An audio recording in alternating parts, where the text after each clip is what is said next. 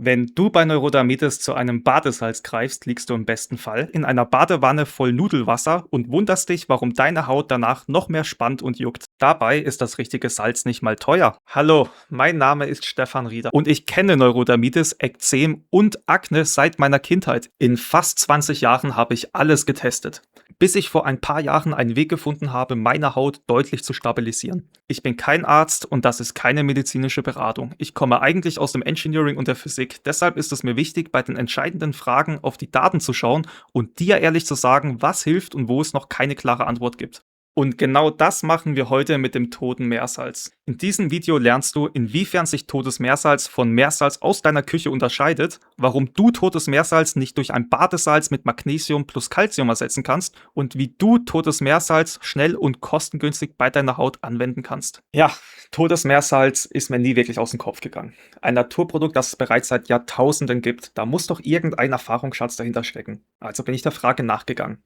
Und tatsächlich, die Geschichte des Toten Meeres als Therapieort für die Haut reicht weit bis in die Antike zurück.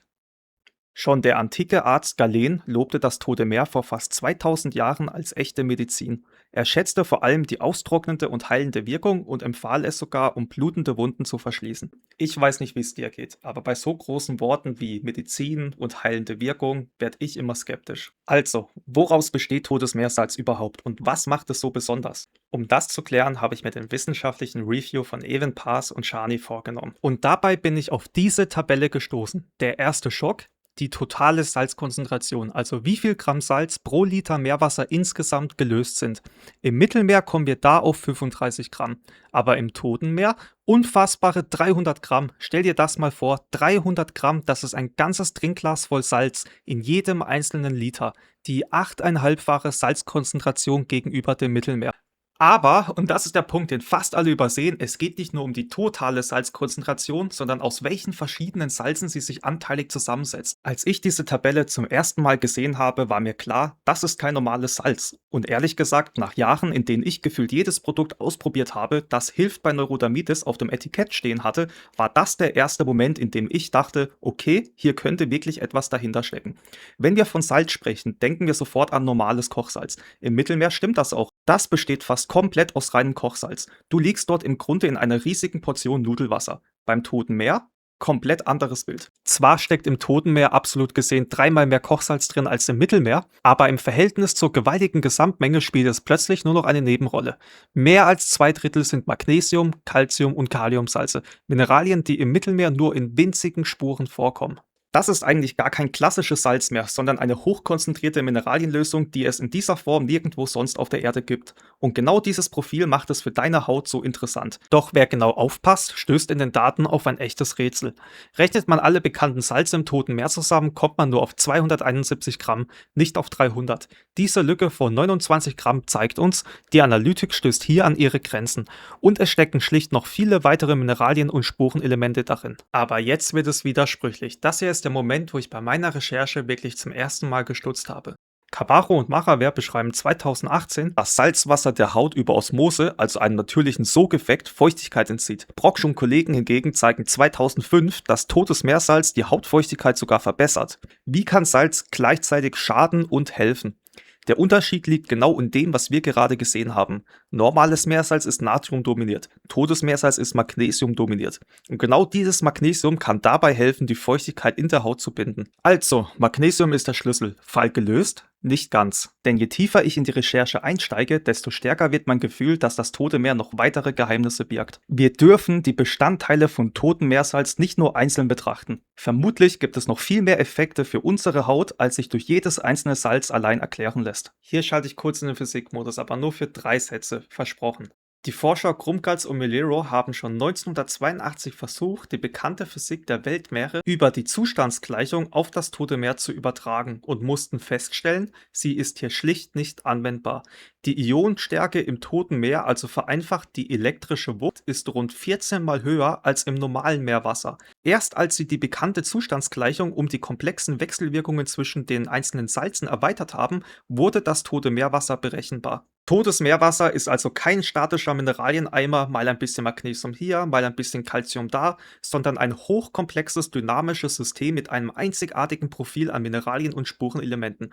Wenn du also zu Hause im toten Meerwasser badest, interagiert deine Haut nicht nur mit einzelnen Salzen, sondern auch mit dem einzigartigen Zusammenspiel untereinander. Natürlich schüttest du dir zu Hause keine 300 Gramm Salz in jeden Liter Badewasser. Dazu kommt, totes Meersalz ist ein Naturprodukt. Das genaue Verhältnis der Mineralien zueinander schwankt immer ein wenig. Es kommt darauf an, wo genau am Toten Meer und wie das Salz abgeschöpft wurde. Schon allein deshalb ist dein Heimbad zu Hause nicht dasselbe wie das Tote Meerwasser vor Ort.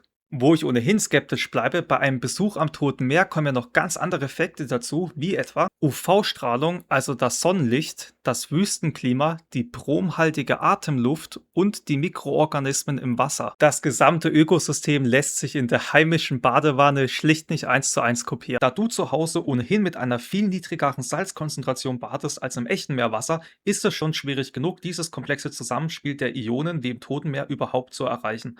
An dieser Stelle fragst du dich jetzt wahrscheinlich, schön, wenn das Salzwasser in meiner eigenen Badewanne viel schwächer dosiert ist und das ganze Ökosystem drumherum fehlt. Bringt mir echtes totes Meersalz im Alltag dann überhaupt noch konkret etwas? Berechtigte Frage. Und ob es da draußen tatsächlich messbare Daten gibt zu diesem verdünnten Heimbad, klären wir am Ende des Videos. Ich habe lange überlegt, wie ich das Tote Meer am effektivsten in meinen Alltag holen kann.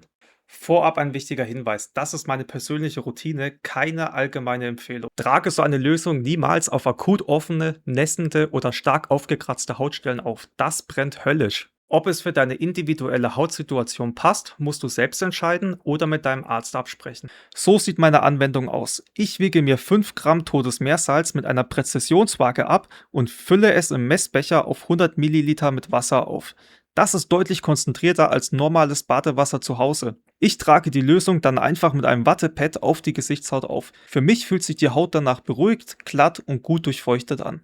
Die Anwendung mit einem Wattepad schont nicht nur deinen Geldbeutel, sondern ist auch nachhaltiger. Das Tote Meer ist nämlich ein stark gefährdetes Ökosystem. Wissenschaftliche Berichte zeigen, dass der Wasserspiegel seit Jahrzehnten drastisch sinkt, weil der Zufluss durch Wasserentnahme massiv zurückgegangen ist und gleichzeitig ständig Wasser verdunstet. Aber gibt es ein Experiment, das zeigt, ob totes Meersalz bei Neurodermitis messbar etwas bringt?